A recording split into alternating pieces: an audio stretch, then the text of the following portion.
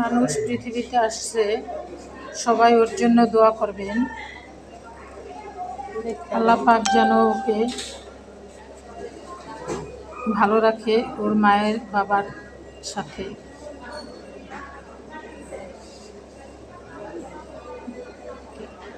মাত্র এই পৃথিবীতে আসলো, সিজারে হয়েছে, সবাই ওর জন্য দোয়া করবেন। দেখেন কিভাবে কান্না করতেছে। হ্যাঁ হ্যাঁ হ্যাঁ, দেখুন দেখুন কান্না করতেছে, পৃথিবীতে আসছে সেই জন্য। কেন আমাকে পাঠালে এই পৃথিবীতে? এটা আমার নাতি, সবাই আমার নাতির জন্য দোয়া করবেন।